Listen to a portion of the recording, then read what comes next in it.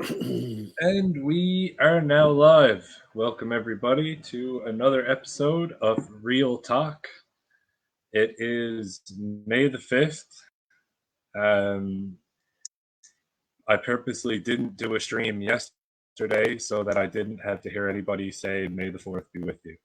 I waited until today for that purpose. We're back with Real Talk episode 4, and our guest in the studio as he chuckles at my terrible joke is Brian from Edmonton.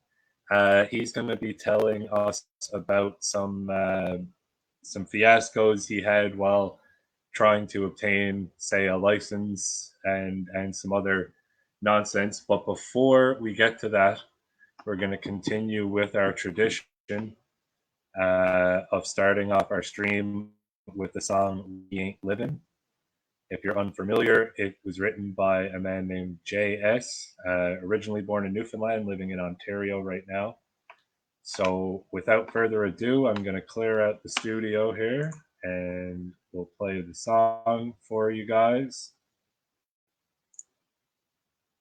And then we'll be joined back for episode 4.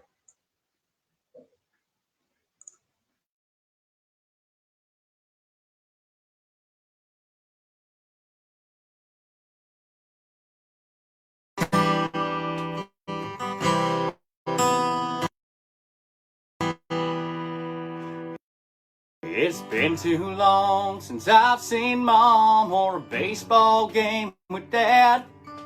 We watch on separate TVs. We're told it ain't safe in the stands. I miss packed clubs and loud bands. I miss giving hugs and shaking hands. Just hold on a little longer is what they're always saying. Now they're toying with our choices, and that's a game that I ain't playing. You got any questions?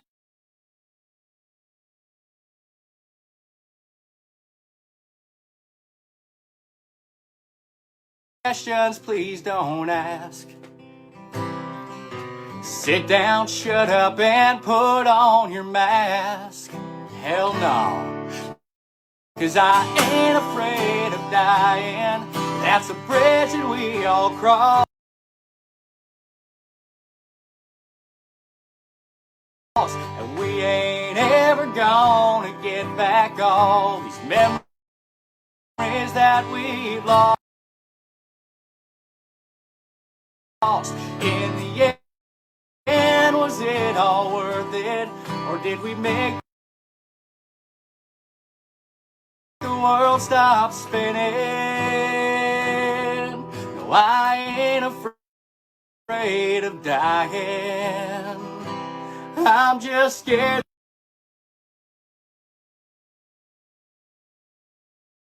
that we ain't living.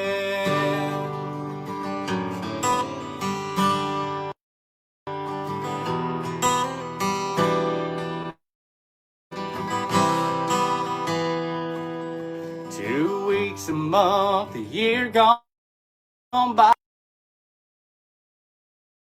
Now our whole world's changed. All these rules and regulations are nothing but insane. They took our freedoms and killed them. Is anybody worried about the children? Well, I ain't afraid of dying. That's a bridge we all cross, but we ain't ever gonna get back all the memories that we've lost. In the end, was it all worth it? Or did we make the world stop spinning? No, I ain't afraid of dying. I'm just scared that we ain't living.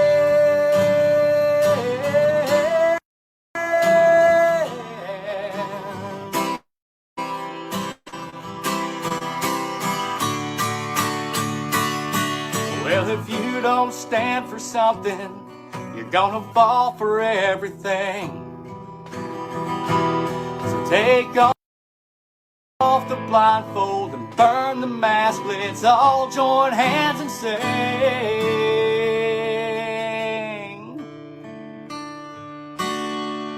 I ain't afraid of dying.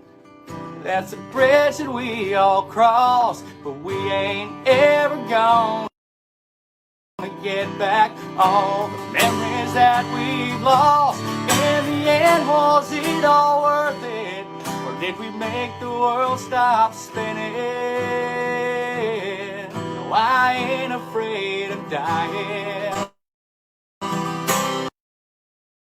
I'm just scared that we ain't living.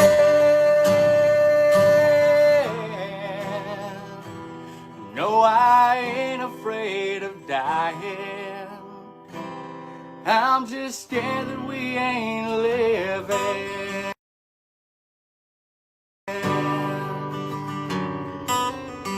So let's start living.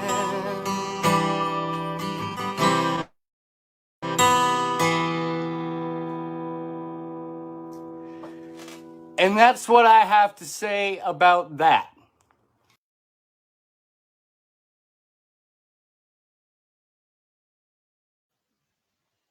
All right, and we'll get our guests back in here now.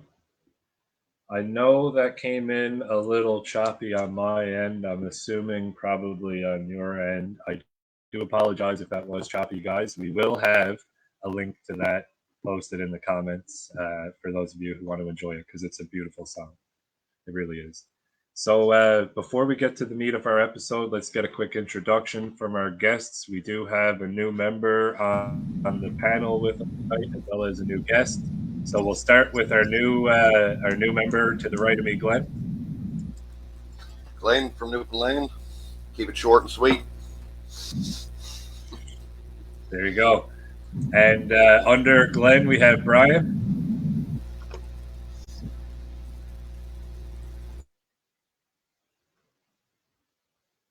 You got to unmute first, Brian.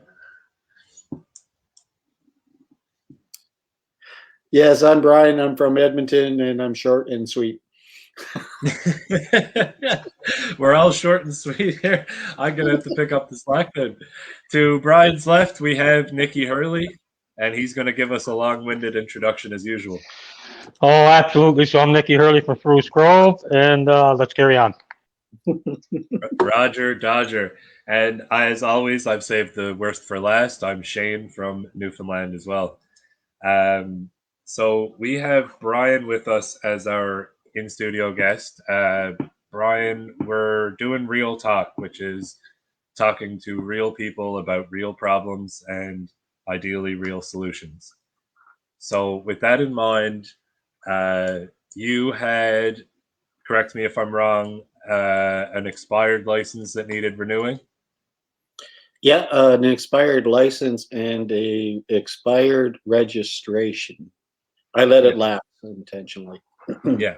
So time came for you to go in and get that renewed, we'll say. And I think from there I can just pass the buck off to you and let you tell that story. Brian, I may cut you off if I hear something that I think needs to be really clarified, because I think I'm slightly familiar with your story. I might just step in to make you really clarify something there. But go ahead and let us in the audience know what happened. Well, I want to basically read the complaint that I sent to the Justice Minister and the Solicitor General. So this is basically what I sent to them. I went to register. Who did you send that to? The Register General and who else? Solicitor General and Justice Minister. I'm not even sure what their name was. Perfect. Okay, go ahead. I went to registries to register my truck and to renew my driver's license. They asked if I would wear a mask. I said, no, I can't wear a mask. I was asked to wait outside. Well, while I was waiting, and I replied, I'd just like to wait here in the corner and I'll stay out of everybody's way. So the lady that was basically hosting this whole affair, she went to go and talk to the manager. And while she was going to talk to the manager, there were some people that came in and they got in line.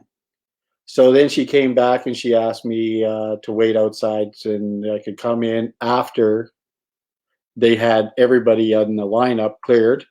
And then I could come in afterwards. And I said, well, there's already people that come in, so I've lost position in line already.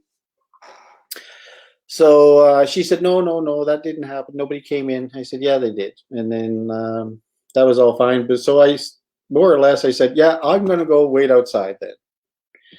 So I went and I waited outside, and everybody that came after that all had to wait outside.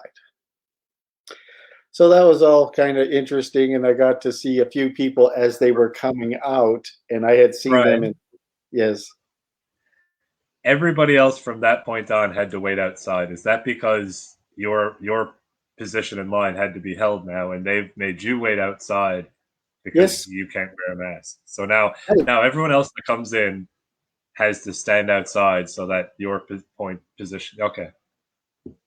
yes, yeah, and I thought this is crazy.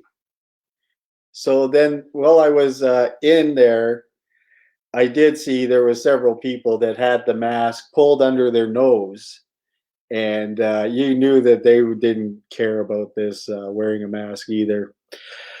So that was all fine and dandy. And then when some of these people were coming out, they would talk to me and they'd say, I know what you're doing and I understand and I agree with what you're doing. And it was nice to get some support from these people as they were leaving too. So they asked me to go in after everybody in that lineup had been through. So I wanted to record my service while I was in there, and I set my phone up. I thought to record, but it malfunctioned. So I didn't get to record it, and they knew I was recording because I thought I was, but they got upset with me because I was going to record. You can't record. I said, you're recording. There's cameras in here all over the place. So she pulls out her phone and she's aiming at me and she's saying, well, I can record you. I said, fine, I don't care. You know, it didn't matter to me at all. And this all would say went on. And then they started saying, we could phone the police. We could get the police down here. I said, I don't care. Go and phone the police. I don't care. I came here to get my registration and my driver's license. That's what I wanted to. I just unmuted to clarify that. We're talking about getting the police involved because you're trying to renew your license without a mask on. Right. Okay, yeah, keep going. So I haven't been really reading exactly this complaint that I sent to them exactly, but there was a part of my driver's license is if it's expired over 6 months. Now they don't know if you're at the right address and they need to verify your address. So they asked me to bring a bill or a bank statement. And then I could verify my address with that and they could renew my license. And they did my registration. That went more or less fundamentally easy. So I went and they didn't want me to come back there. I went home and let's see, what did I do when I went home? I grabbed I had 3 court documents from some fines that I had. I grabbed those 3 documents. I thought, this has got to be good for my address. There's an address on here, 3 court documents. Who could argue with that? And I headed to a different registry because these guys didn't want me back there. We had a little exchange of words, and I thought, I'll just go to a different one. So I grabbed my court documents, and also for my driver's license, I needed a birth certificate, she said. So I don't have a birth certificate. I have a registration of live birth. Now, hold on. You need a birth certificate in order to get a driver's license? They need something like that just to Yeah, prove who you are. They need some identification. yeah. Okay. So, My but government, you chose to bring in a. Can you just show that and say what it is one more time for the audience there? yes, because when I had to get my Alberta healthcare done, I needed to get the same thing. I had to get a birth certificate. Now, I chose to get a registration of live birth. It's from the same, basically, it's from province of Saskatchewan. This is where I was born. Now, it says you can get your birth certificate for, I think it was $40. Registration of live birth is something that I think is valuable in, say, court to say I am a living, breathing person. This is why I got it. So I grabbed my registration of live birth and my court documents, and I went to a different registries. Now, I walked in there, and I kept my distance from people. Nobody asked me to wear a mask, and nobody asked me to wait outside. And when it was, say, my turn, there was a few people there scattered, and the lineup was all mixed up. Like, there was not even really a lineup. It was just people standing in various places. So they called me to come up, and she says she needed my birth certificate and my proof of address. So I give her the court documents, and I give her my registration of live birth. And she says, no, we need a birth certificate. I said, that is a birth certificate. The registration of live birth is a birth certificate. No, you have to have a birth certificate. So I said to her, I said, get the manager.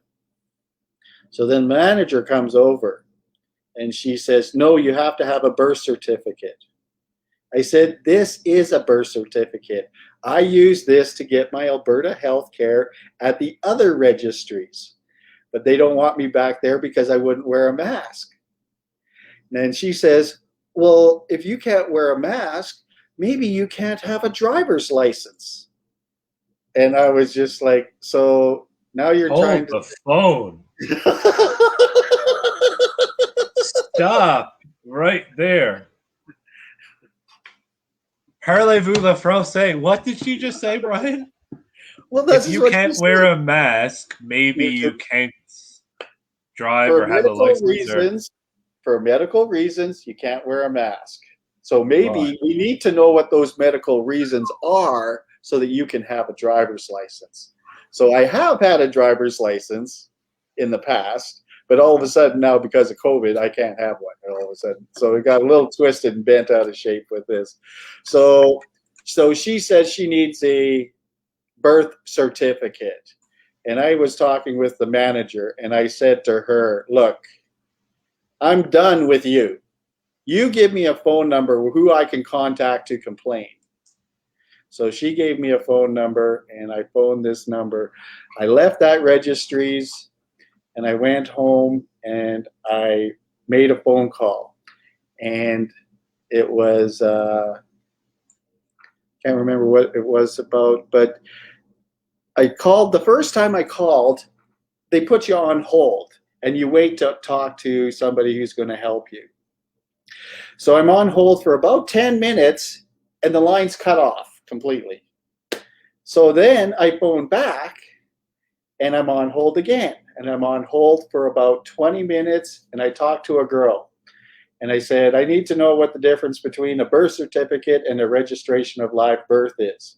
She says, I don't know. That's not my department. I'll send you to Vital Statistics. So then she sends me to Vital Statistics. They put me on hold again for about 20 minutes. Now I'm recording a few things. I recorded the whole thing. I went into a Zoom room, and I just pressed record. And then I got Hardeep, and Hardeep comes on from Vital Statistics. And I said, Hardeep, what's the difference between a birth certificate and a registration of live birth? He says, I don't think there's really any difference at all. And I told him what happened with registries. And he says, oh, well, maybe there is a difference, maybe it's not certified.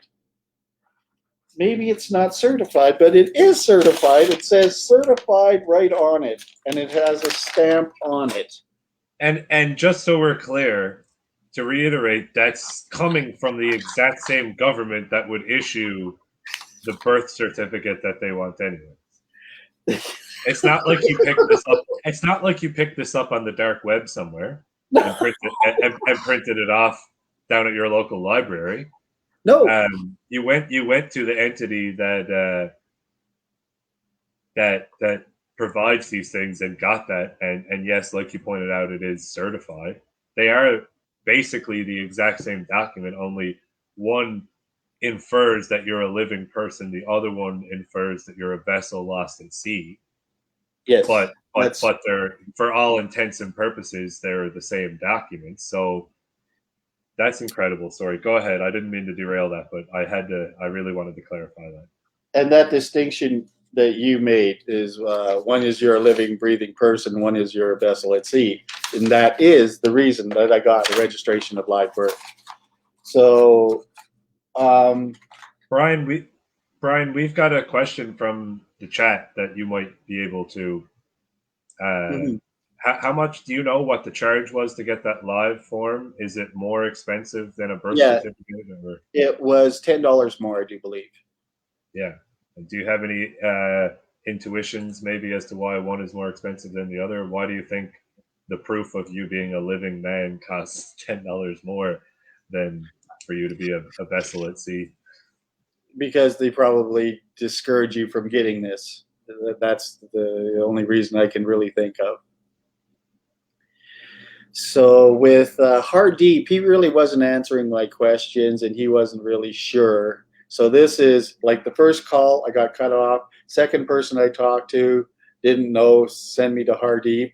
Hardeep isn't handling it, so he sends me to another person, and I'm on hold again for 20 minutes. And finally, I've got, I can't remember what her name was. I think it was Maureen. And Maureen knew what was going on. So I asked Maureen, can you tell me what the difference between a birth certificate and a registration of live birth is? She says, there is no difference. They're the same thing. And she says, I explained to her what happened. And she says, the birth certificate, they take that from your registration of live birth. You have to have a registration of live birth to get the birth certificate. So I have my registration of live birth. So it is a birth certificate. So I explained to her what was happening, and she says, well, where do you want to go? I could call them and I could explain this to them. You want to go back to that location? I said, no, I'm going to be going in a different direction now. I'm going to go to a different location. And so I went to a different registries. This is all on the same day. And the third registries I went to, no lineup. They didn't ask me to wear a mask. They didn't ask me to wait outside. And the lady says, I need a proof of, or your birth certificate and proof of where your address is. So I give her my court documents and I give her my registration of live birth. And she looks at the registration of live birth and she says, this is fine, but your court documents, we can't use that as your address because that court document, they get their address from us. And we need to confirm that your address is true. Pump the brakes. I smell circular logic coming in here. You have a court document sent to you at your address in which they got from this registry, so Yes. they know it to be true. And you're bringing that in along with proof that you are the person on that court document. And they're saying that that's not enough proof. They're saying that because it's been over 6 months, they need to reconfirm my address. And the court document gets their address from registries. So they need other proof, like a bank statement or a bill. So that's their indication. So I'm sitting there with these 3 documents that were 2 was in February and 1 was in March. And this all took place in March.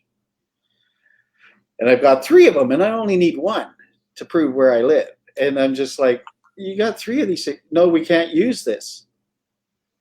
So now I'm over the edge a little bit, and I'm going to go to work. Now, I don't mind telling everybody here and everybody who's listening as well, I'm driving my vehicle to every location that I'm going to. I really don't care. So then I go to my work, and then I get off of work, and then I head home, and the next day, I think I had the next day off. And I'm looking for somewhere to vent and make a complaint. So I started looking some things up and to contact whatever registries or something, make a complaint. And it opens up this Alberta site where I can go right to the Justice Department and the Solicitor General and email them. And that's where I sent my complaint to. So that was fantastic. I got a response the very next day. And there was, I think the lady was Sandra. I got it probably in here. And she was very, very understanding and helpful. She says, okay, and she's just kind of trying to stay out of the muck a little bit. So she says, what do you want to do? And I can call these people, and where do you want to go? I said, well, right now, why don't I want to go to that registries where I took my registration of live birth and they wouldn't accept it. And I'm taking my court documents with me, and I'm looking for a fight now. Good. He says, okay, I understand, Brian. When do you want to go there? I said, well, I want to go there. I can go there, be there right in an hour. She says, could you just give me a little time? I said, yeah, I can give you time. I can go there later. So then she phones, and she must have talked to all of them. And I go in there later in the afternoon, and I go in, and the same girl that attended to me the first time was there, but she was busy, and she directed the next girl, you take this one, and she was coaching her. So she says, call Sandra, I think it was her name, and Sandra will take care of all of this. And I'm looking around, where's the manager? There's no manager to be found in the place. So, and I'm not wearing a mask, and, I'm a little bit abrasive. And a little bit before all of this, too, that while I was complaining about this in a different Zoom room, I talked to a guy who said, when you sign your name, right on your signature, all rights reserved. So I thought about that, and I thought, okay. So now they walked me through this, and they got Sandra on the phone, and we're going through with the court documents and the registration of live birth, and everything's getting taken care of, and she's on the phone, and it is taking a lot longer than it should. Brian. So then they go and they get, yeah? We're not talking about launching a SpaceX shuttle in the moon here. And this is what I said to Sandra. I just need to reiterate, we're talking about accepting government-issued documents as proof that you are this person so you can get your license renewed. Yes. Okay. Sorry. Go ahead. And this is kind of went over this with Sandra. And like I talked to her and I went into detail because it was all listed in my complaint. And I read the complaint as I was talking to her. And I said, I went through all of this, these 3 registries. And I'm trying to get my driver's license. So now I go to, and I get my driver's license, and I write my signature on there, and I get my signature with the all rights reserved I wrote on there. And she kind of looked at me, and she was a little hesitant to say, that's for your driver's license. But she said that. And I said, yeah, I know what it's for. And I wrote on there, all rights reserved, and then I signed. And then they accepted it because they knew that I was looking for a fight, and they just were going to comply with whatever I did. And then I got my driver's license. You get a temporary one first, and then they mail you your driver's license. And to this day, I got a new license plate. I still haven't put it on my truck.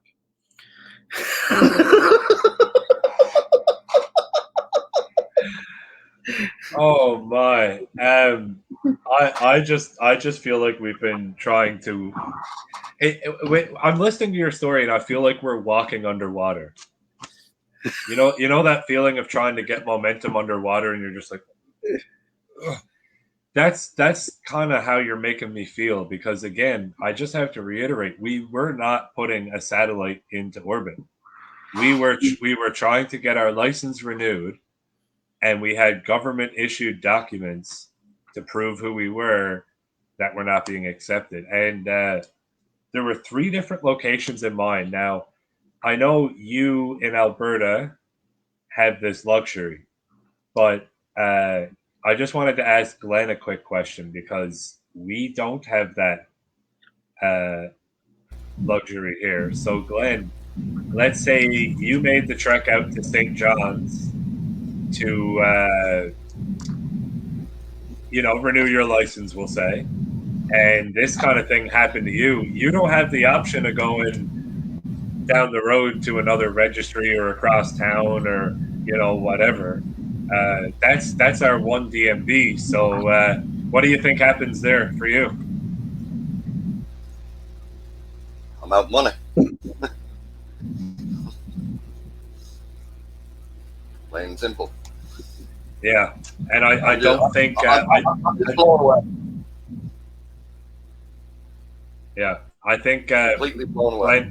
I think your complaints would fall upon deaf ears and would not be answered the way Brian's were. One little point I want to make too, and I'm not sure if this is right across Canada or not, but when your registration expires, you do not get a notice to renew. And when your driver's license expires, you do not get a notice to renew. So you can easily forget, because I get my registration for 2 years. Yeah. And your driver's license is 5 years. So you wouldn't even check to even say. But then you can get a fine. Yeah. Or you're not having registration. Now, I have had a fine for not having registration. To get registration, it's $78. And if you don't have a registration, the fine is $230. Is that ridiculous? Does that make sense? Yeah. So, Brian, you got you sent an email to a solicitor general, yes, and I think a minister of justice as well, and you got a response where they cited the Alberta Public Health Act. Yes, they did. And there was one point where they said if you're unable to wear a mask, you should seek, businesses have the right to not serve you, and that you should seek an alternative way to receive their service. That's a paraphrase, but that's basically what she said in that. And she attached the Alberta Public Health Act. Now, I want to bring Nikki in to this part here, because Nikki, you always say, get educated to get liberated, but do your research. Now, whoever this was that sent an email to Brian, attach the link with the Public Health Act, and you go down, and section 23 is what she's talking about. It's the mask mandate. Masks are mandatory in all public and private indoor spaces and yada, yada, yada, right? She neglected to take her mouse and make one more scroll down to section 24, which is the mask exemption, which very clearly, absolutely, even more clearly than the mask mandate itself, the exemption clearly lays out a plethora of classes for which one can be exempt from wearing a mask. And it references the mask mandate section. It says, even though Section 23 is in existence, Section 24 as well. So I wonder how they feel knowing that they're not even reading their own mandates that they're sending, because there's going to be a response drafted to this email that's going to involve direct quotes to the link she provided. Do you got any hot takes on somebody needing to do their research there, Nikki? Well, you said it, but let's just move away from that for now. And you know my favorite section, and that's of everyone's favorite thing that they quote there, the Charter of Rights and Freedoms. Now you got Section 32(1), and you got Section 32(2) or whatever, right? And the people talk about the notwithstanding clause. Well, right below the notwithstanding clause, it tells you, because it's the application section, right, 32, who it applies to. And like you said, overlooking, well, people overlook that. That's all I'm going to say there. And that's a pretty simple one, and that's an everyday example, because we have people from all walks of life, all political stripes and non-political stripes, patriots and otherwise, who seem to lean on the Charter of Rights as some sort of document that provides protection for people or citizens, and it's disgraceful, to say the least, that still happens. We get educated to get liberated. There's plenty of information on that. So that's akin to what we're talking about here with Brian, because she sent a piece of legislation and all she did was scroll down to where she needed to find her section. She's like, okay, it's there. Boom, here's the link. This is what we're referring. And she started saying that that the business would actually have the right to. So here's the actual wording. In regard to your comment on face masks, Alberta registry agents are privately owned and operated businesses regulated by the government of Alberta. Registry agents make business decisions for their employees, customers, and communities that are in the best interest of everyone's health, and are able to set their own policies as long as they meet the minimum provincial health requirements. This can include requiring individuals to wear face masks while attending the business and refusing service to anyone not wearing a mask.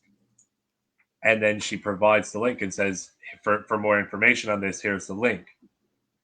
And it's astonishing that how close they are, like in the order. It's like it gets to here and it's like, okay, here's the mask mandate, and then the very next word starts with mask exemption.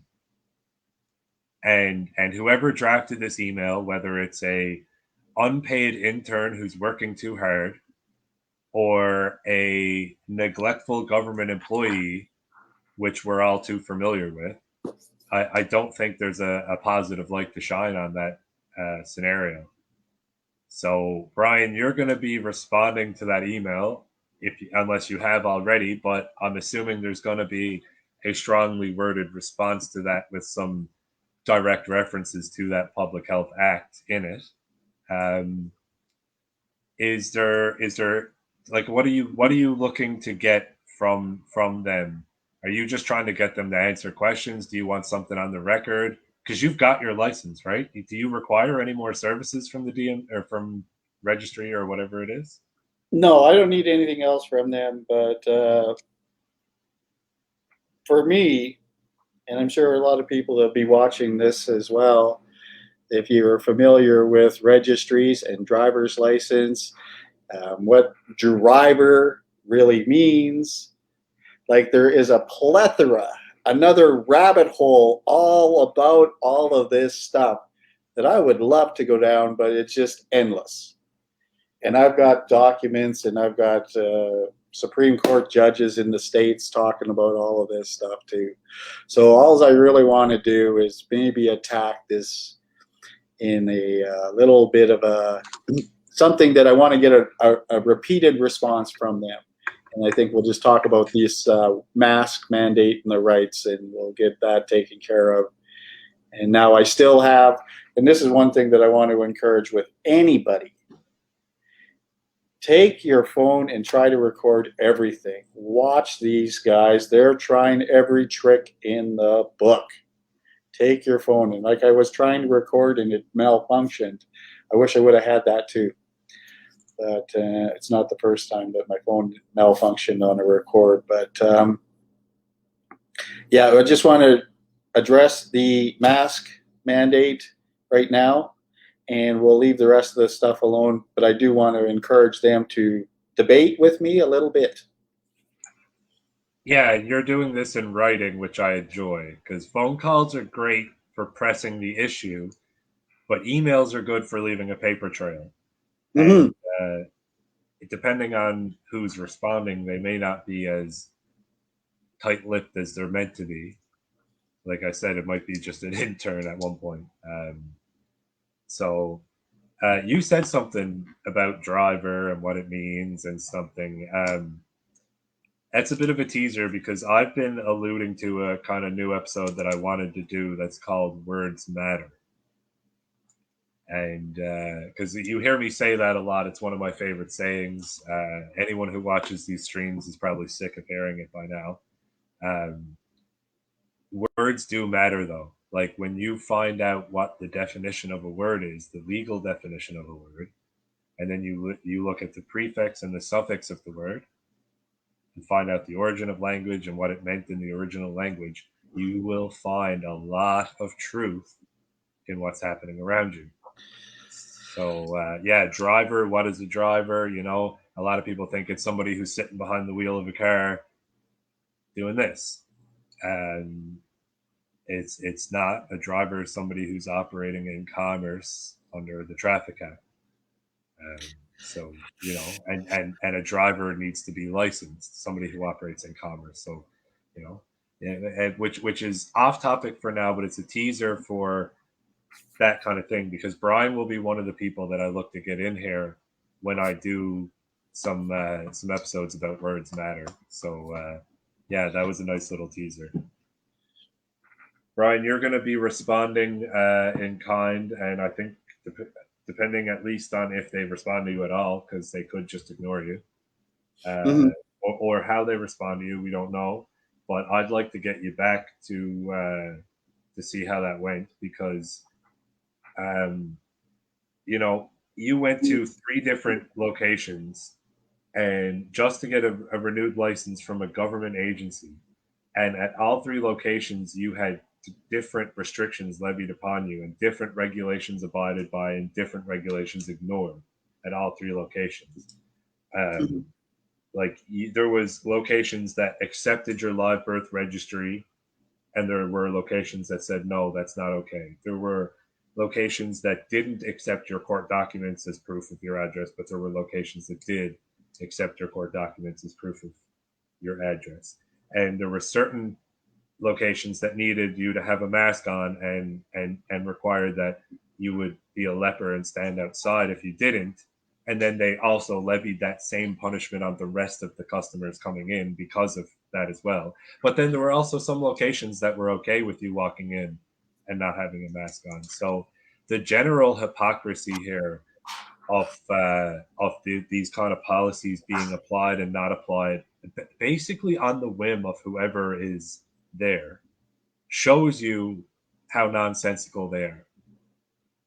That's kind of what I wanted to get at there. So, but good for you, because you went to 3 different locations. Not many people would do that. Many would stop at the one, and then some of them would have pushed it a bit and maybe called ahead or emailed.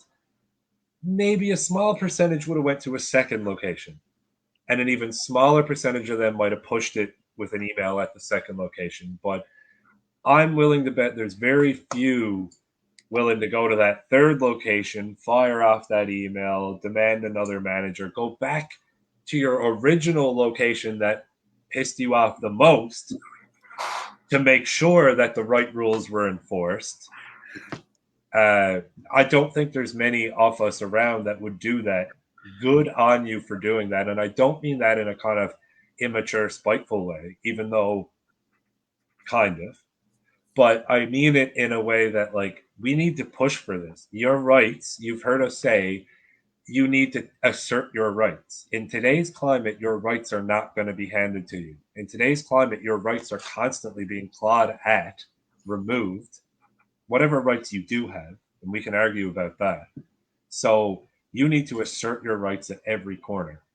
And that could be as big of a battle as standing with the Whistle Stop Cafe who just had the RCMP bar their doors in, or it can be as small as pushing the envelope with an Alberta registry service just to get your license renewed, and anything in between. It all matters. So, Brian, I'd like to thank you for coming on, telling your story. Do you have anything you want to wrap it up with or tease with, or anything on your mind before we say our goodbyes?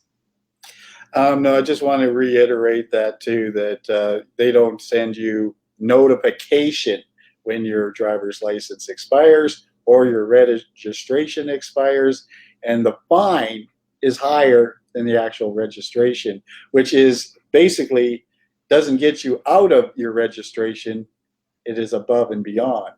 So like you pay a $230 fine for not paying your $80 registration. That's ridiculous.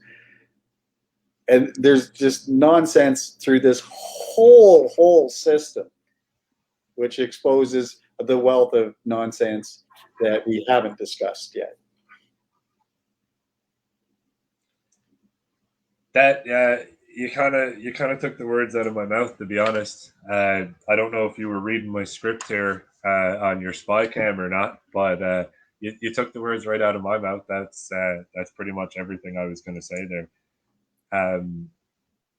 We'll wrap it up with some final thoughts or some impressions on it. I started with Glenn the first time, so I'm going to start with Nikki this time, below me here. Anything on your mind about that at all, or just a final thought wrap up? Well, I think Brian covered it pretty quick. So, and you've used the saying that I like to use. That's not mine. So I'm going to end it this way: knowledge is power. And thanks for having me on. Knowledge is power. Absolutely. Brian, do you have anything else on your mind at all as a final thought with about your story, or completely unrelated? I think if there's more to be discussed, we'll be bringing that up in another meeting. Very well. Glenn, how about you? Any final thoughts or impressions on what you heard? Maybe a personal metaphor there, or anything that you might want to discuss? Well, to be honest with you, it's something that I'd like to probably bring up on the next episode or something. But I'll touch bases there. I'm not really going to get into detail about it, but I'll leave you with it to think about. And it's about mask exemptions in general. Shouldn't your rights not cover, like your actual rights not cover mask exemptions?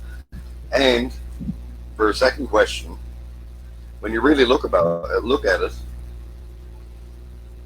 when they're making the full population wear masks mandatory, is that not an experiment? When you really, really look at it, is that not an experiment?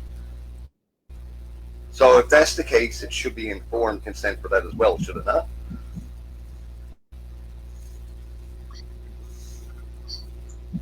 I think you're right. I do. Experimental. That's a good one. Just 1 second. Well, it's never been. Oh, sorry, Glenn. I think I just muted you there. Unmute yourself. Sorry.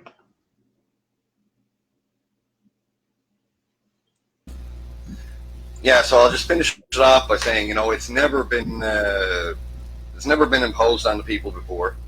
Especially a full global population. So in fact, it is an experiment. We don't know what these masks are doing. You know, we still don't have the full scientific data back. You know, about you know, there are some scientific data, you know, that suggests that you know about oxygen, and you're breathing your own carbon dioxide, bacterial pneumonia, all these. So I mean, you know, it is an experiment until they can prove, you know, if it is harmful or if it's not. Well, then it is indeed a scientific experiment. That's all I have to say on that matter. And just one other little comment before I go is that that's 3 registries, and one is really strict about masks, and 2 were not at all. And it boils down to the impression that I get is the staff are worried about their safety, so they're almost making the decision. And that speaks to the nonsense of it. It's just basically people deciding for themselves, and so they're not following any kind of.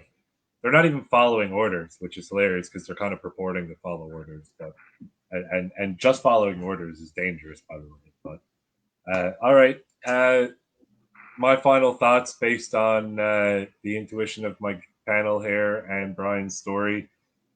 Glenn, you said something. Are masks an experiment? I think they are, and I think I have a kind of metaphorical way to prove it. Just think about, because masks are about asymptomatic spread. That's what a mask is about. Everyone wearing a mask is about stopping asymptomatic spread. It's me not being sick, going to Walmart, but I have to wear a mask because I might be asymptomatic, but I'll still spread the virus and kill a grandma. So if that's the case, then when has this ever been asymptomatic? And when has asymptomatic spread ever been the driving factor of any spread for any virus? And we'll say even a respiratory virus. We have influenza A and B right now to draw upon.